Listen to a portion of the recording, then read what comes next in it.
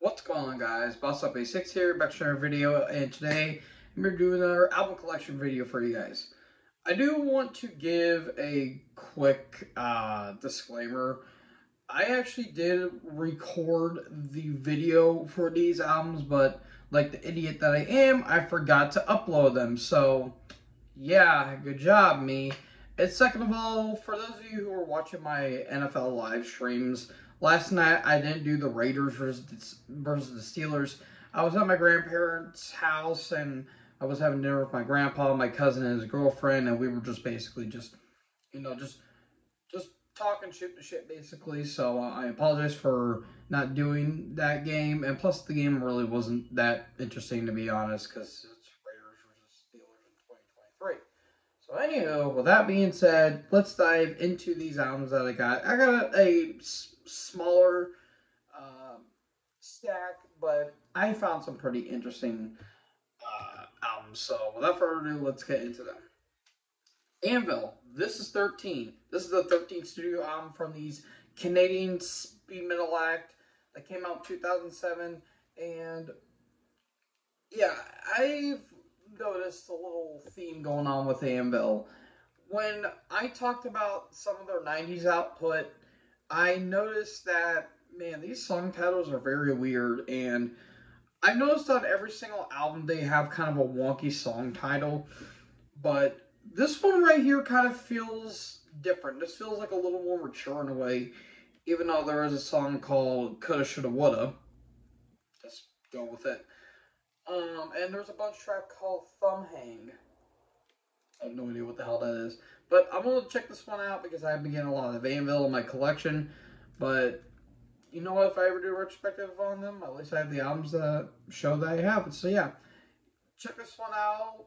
You know, give a thought on it, and yeah, let me know if it's good or not. So yeah, there you go. Cryptopsy, As Gomorrah Burns. This is the latest studio offering from these Canadian tech death legends, or veterans, if you will.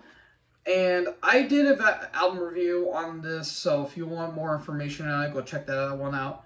This is a good album. It is a really damn good album, though my complaints with the album still stand on what I said. Long-awaited follow-up to their self-titled album that came out in 2014.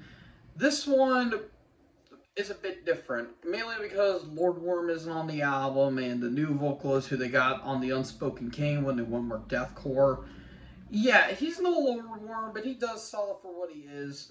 And the production is still a bit thin for me on this album, and maybe one or two tracks still kind of run together for me. But this is still a pretty solid offering. In Abeyance is really good. Godless Deceiver, Lascivious, Undivided, however the hell you pronounce that first word, that's really damn good. Fly the Sway, or Flay the Swine, Ill Ender, Praise the Filth, that is a really damn good song. That bending riff really gets me every time. This is a solid offering. If I was doing maybe a top 30, this may be on the list. But I still think it's a B tier album. I think it could have been a little bit better in my opinion, but for what they gave us, I think they gave us a pretty solid offering. So yeah, check this one out. I don't think you guys will be disappointed. Dismember, Pieces. This is the band's first EP that came out in 1992. And I did get their debut album, like Never Flowing Stream. I did see, I think, their sophomore outing, in Descent and Adolescence, I think that's what it's called.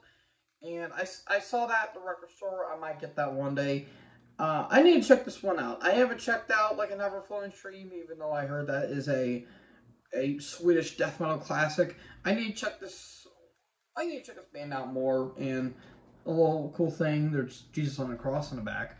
So I kind of knew this was an EP because there's 6 songs, 5 if you want to count the intro track.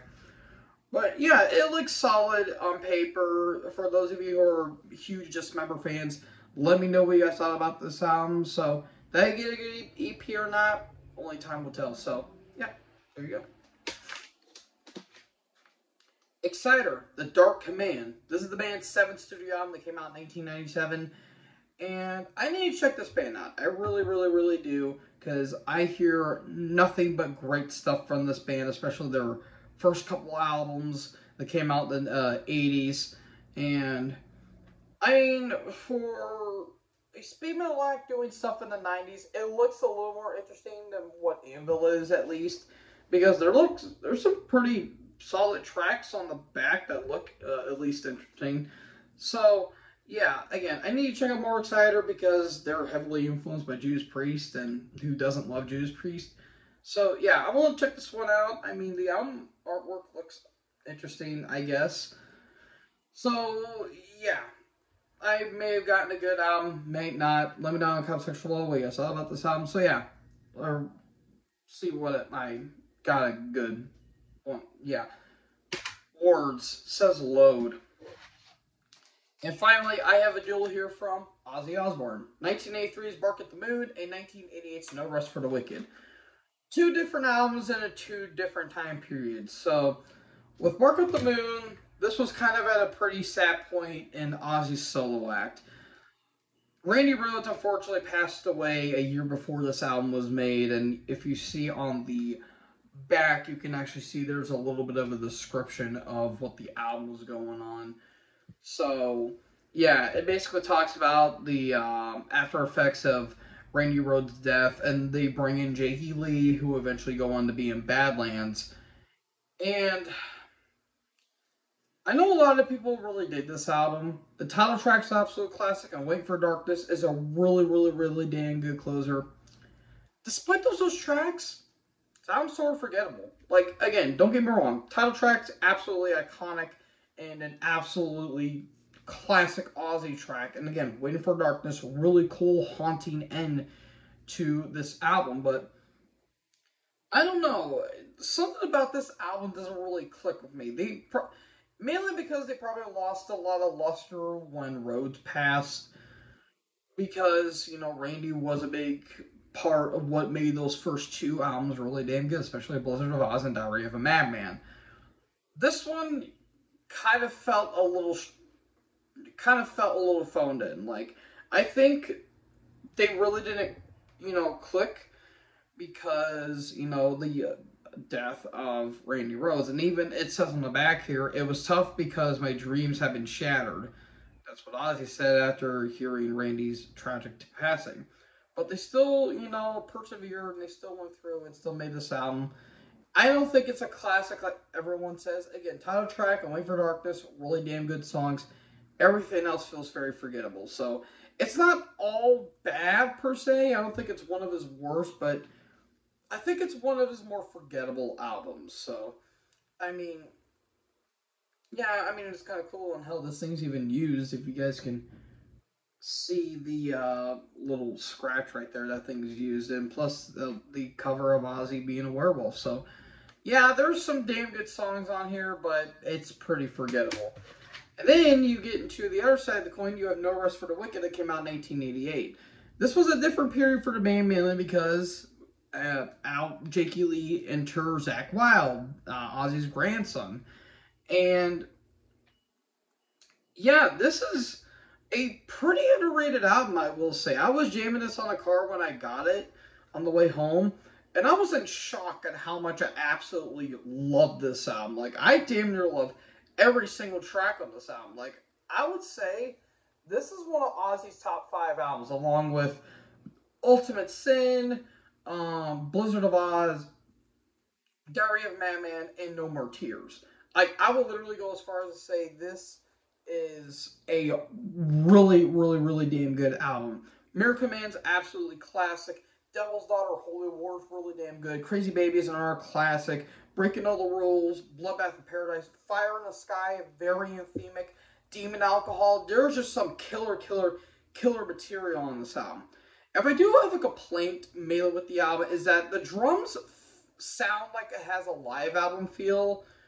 And if that's what they were going for, they hit a home run with this one. And I'm not the world's biggest Zakk Wylde fan. Like, I think his style is okay at best, but I'm just not a really big fan of Zach's guitar playing. Just something just doesn't click with me with him. With that being said, he has a really damn good style and texture to his guitar playing. I think he does a very, very, very solid job on this album. And I'm going to be honest, I kind of prefer him more as a guitarist than the vocalist, but that's besides the point. This is some really damn good material. It's one of Ozzy's most underrated albums, and I'd say it's one of Ozzy's best. So, yeah. I mean, check these two albums out. This is a mild recommendation. This is a huge recommendation for yours truly. So, yeah, I'm kind of glad I got more Ozzy in my collection. So, folks, that concludes my CD collection update. Again, I apologize for not review or bringing out the video. I'll do it immediately when I'm done doing this. So, thank you guys so much for watching this video. Make sure you guys leave a like, leave a comment, tap that bigger subscribe button, and tap the bell so when I upload, you guys will be notified. Thank you guys so much for watching this video. Most importantly, join the herd. Talk to you next video. Peace out.